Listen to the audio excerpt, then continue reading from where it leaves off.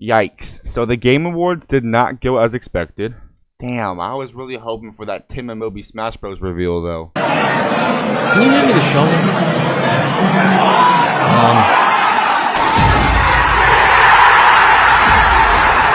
Yo, how's it going, Grucinators? Zooey mama, I'm having myself a damn good day today, and I hope you are as well. Welcome back to Rate Their Chances, a series where I get together a list of possible Smash Bros. DLC characters and research the probability of getting into Smash. Once I've chosen a character, I provide my opinion and evidence on the character, and then I rate their chance of getting in. Furthermore, with every character I talk about today, you guys, the viewers, are going to participate by rating their chances in the comment section. Like, for example, Linus says Tim and Moby have a 100% chance of getting in because Sakurai wants them in. Do they even have Brain Pop in Japan? Shit, they do got them potty train videos though.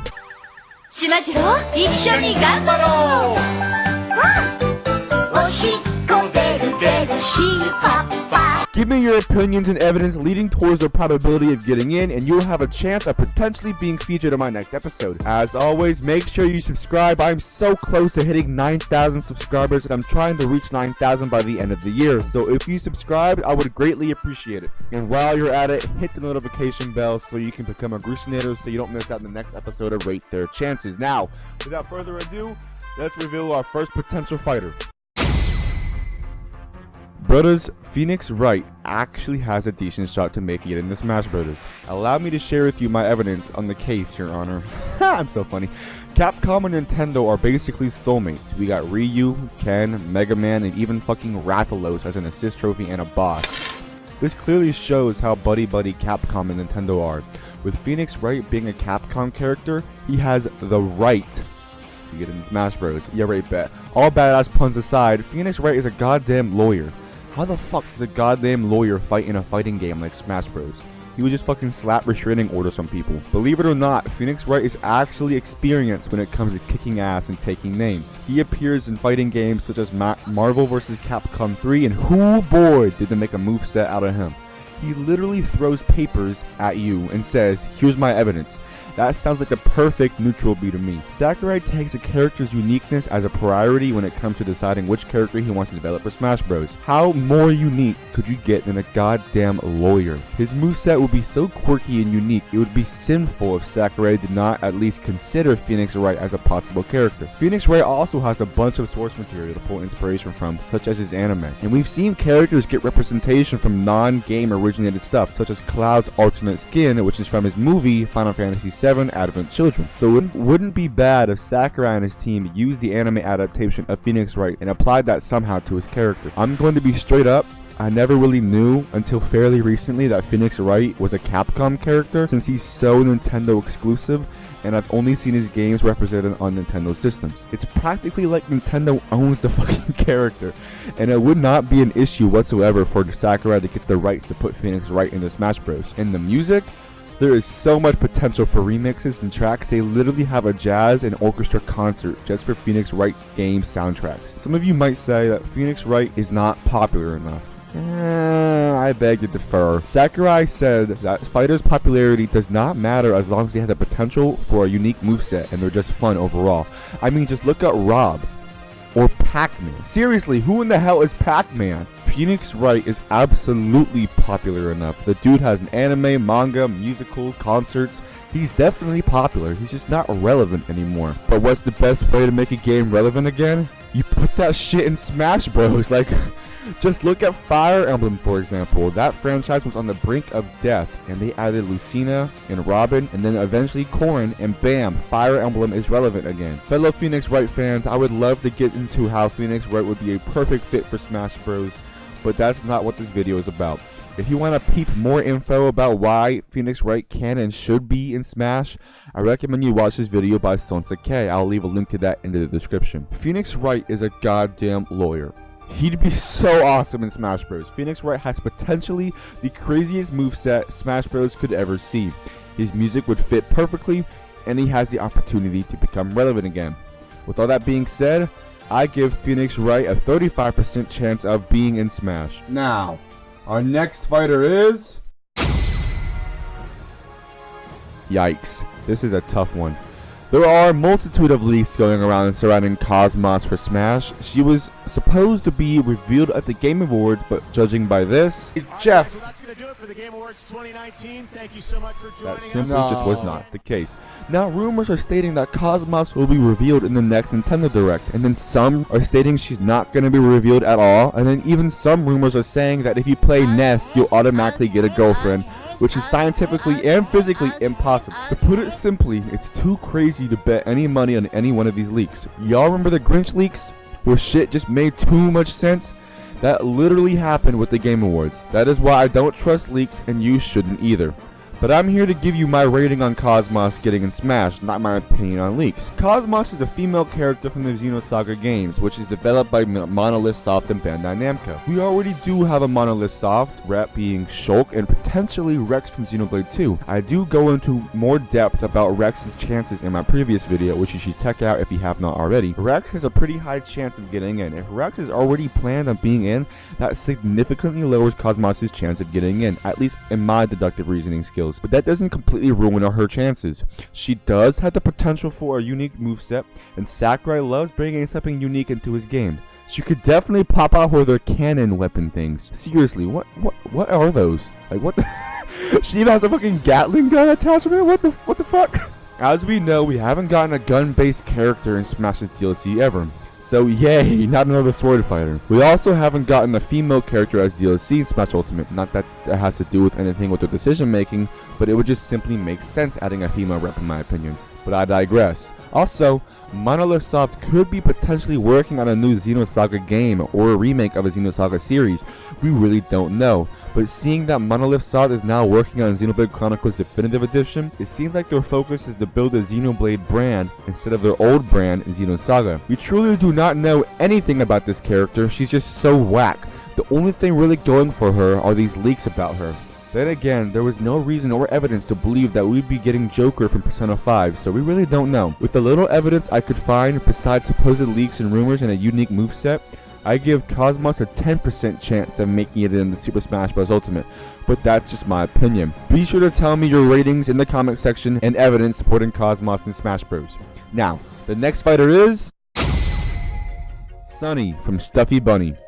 In Smash Bros, we have a wide variety of characters that come from widely different game genres. We got platformers, JRPGs, and action adventures. But there is no adult animation characters represented in Smash. With Sony recently taking the adult animation community by storm and her performance in Stuffy Bunny, animated by Derpixen, she'd be the perfect fit for Super Smash Bros. Ultimate. Her final smash could be summoning those giant bunnies to wreak havoc on fellow smashers like Isabelle, for example. Sunny has a 100% chance of appearing in Super Smash Bros. Ultimate as a fighter. Now, who'll be next though? Let's find out.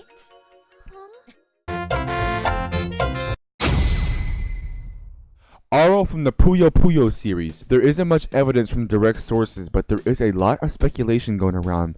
That's what I'm going to be basing my rating on. Puyo Puyo is a puzzle game series. That kind of series has yet to be represented in Smash.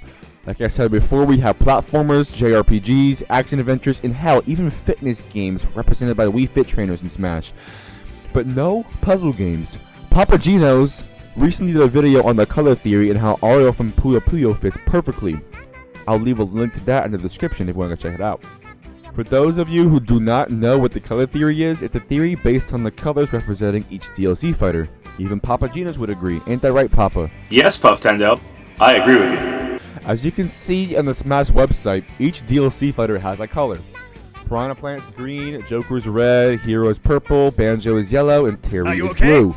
Now, according to the theory, the next color would be orange, and to further prove this theory, the Smash Bros. Twitter tweeted this picture celebrating Smash Ultimate's 1-year anniversary, and you can see all the DLC fighters so far, and Mario, but Daisy's there as well. Mario's understandable because he's the face of Nintendo and all, but why is Daisy there? Many have presumed that Daisy is a placeholder for another DLC fighter. Daisy has an orange dress and she is a girl, and if the color theory is accurate, then it would be safe to assume our next DLC fighter would be a girl who is representative of the color orange. I don't know about you, but Aro seems to fit that description perfectly. As stated before, Sakurai prioritizes uniqueness of a character when he's deciding characters for Smash Bros. And Aro is from a puzzle game franchise. There is absolutely so much potential for a unique moveset with their character. The hard part would be creating an original moveset that represents the character as she is presented in her own franchise. Furthermore, recently in Nintendo Switch Online, the Super Entertainment System library, Puyo Puyo is actually released in Japan only, and Puyo Puyo Champions was released in May of 2019. The Puyo Puyo franchise is definitely relatively relevant and is popular in Japan at least, which increases Aro's probability. Going off of pure speculation, it is only fair that I give Aro from Puyo Puyo a 35% chance of being the next DLC fighter, but I do think she has an even higher chance to be put into Smash Bros. In the second wave of DLC, but who knows. Up next, Rayman in a block. He's confirmed for Smash, guys. It's confirmed. Okay, I really don't have any evidence for Rayman, and the fact that he's a mascot of his own bootleg Smash Bros. Game being Brawlhalla basically deconfirms him for Smash, in my opinion. I just don't think he's getting in. Rayman has a 0.1% chance for Smash Ultimate DLC. Sorry, y'all, but he could be the next Smash game, but I just don't see it happening anytime soon. Moving on. Ladies and gentlemen, our blocky friend Steve has a pretty nice chance of making it in the Super Smash Bros. Ultimate. He's been highly requested, and you just cannot ignore the fact that Steve is a very recognizable 8 gaming icon. His moveset possibilities are literally infinite. There are so many potential movesets he could have. His skins are already there for use. Steve checks well against Sakurai's 3-way test for Smash characters. The 3-way test being, are they a gaming icon? Will they bring something new and fresh and unique to the game? And are they heavily requested? Steve is definitely a gaming icon. He's almost on par with Mario and Pikachu. His moveset will be completely original, and there are literally no characters in Smash Bros. That could have a similar moveset to Steve's. And yes, Steve is a highly requested character. The only issue I see with Steve getting in is that we already have a Microsoft rep, being Banjo and Kazooie. But first of all, you can't forget that Banjo was originally a Rare IP, but Microsoft bought him, and the same goes for Steve. He was originally owned and made by Mojang. Banjo and Kazooie really represents the retro part of gaming, while Steve could represent the modern part of gaming. This is already enough speculation to prove Steve as a possible character in Smash, but even leakers have supported Steve getting in Smash, so make of that what you will. Going even further, Nintendo has been really pressing the idea of better together with their crossplay of Minecraft and other platforms such as Xbox, PlayStation, and etc. So Nintendo is already very fond of Minecraft and Steve in general. Steve is a great fit for Smash in my opinion, but if I had to choose between Steve and Master Chief, I would obviously pick Master Chief. The fuck, that's not even a question, but that's besides the point. I give Steve from Minecraft a 45% chance of making it in the Super Smash Bros. Ultimate. Go down in the comment section and give me your opinion on Steve and the other fighters we talked about so far. But for now, let's see who's next. Linus from Linus Tech Tips has been teased to be our next Smash Bros. DLC fighter. In the Game Awards, Linus openly admits his name is Linus. I'm Linus from Linus Tech Tips, which confirms that he is a cool kid. As we know, Smash Bros. Is full of all sorts of cool kids like Ness and Joker from Persona 5. Now, if we were to add Linus from Linus Tech Tips, Super Smash Bros. Ultimate would have the most epic roster of all time. With that being said, I give Linus from Linus Tech Tips a 100% chance of making it in Super Smash Bros. Ultimate. I just cannot believe his name is actually Linus. In all seriousness, let's see who the last potential fighter is. Ryu Hayabusa from Tecmo Ninja Gaiden. Just look at him. He looks like he belongs in Smash. Maybe not, but still, we all can agree that he looks badass, right? I've never heard or played any games that Ryu Hayabusa is in, I don't think, but I wouldn't mind him being in Smash. He has a fan base. His fan base definitely exists, believe it or not. His name recently popped up because leakers have been saying that Ryu Hayabusa is in Smash. We do not have a character who wields a katana and behaves like a ninja. The only ninja-like character we have is Sheik. And me personally, if I were to choose a katana-wielding ninja for Smash, then I'd choose Genji from Overwatch, but that's just me. Judging by his character design, he definitely brings something new to Smash Bros, just like Snake did in Smash Brawl. His katana has the potential to have so many sick-ass combos, and I'm sure Sakurai would make sure he is badass and unique as possible if he were to get into Smash. His skins can be a variation from his original look and his more modern look. Other than leakers claiming Ryu Hayabusa is in, there isn't much to go off of other than that the character like him would fit perfectly in Smash Bros. A unique moveset and a flashy character design is just enough for Sakurai and his team to work wonders on this character and bring this beloved character back into the spotlight by including him in the Super Smash Bros. Ultimate. I give Ryu Hayabusa a 30% chance of appearing in Super Smash Bros. Ultimate. But what do you think? Is there a potential DLC fighter I missed? Please be sure to let me know, and do not forget to rate their chances down in the comment section.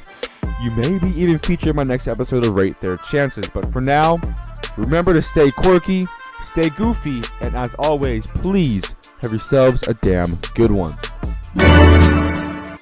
Gonna be a show to remember.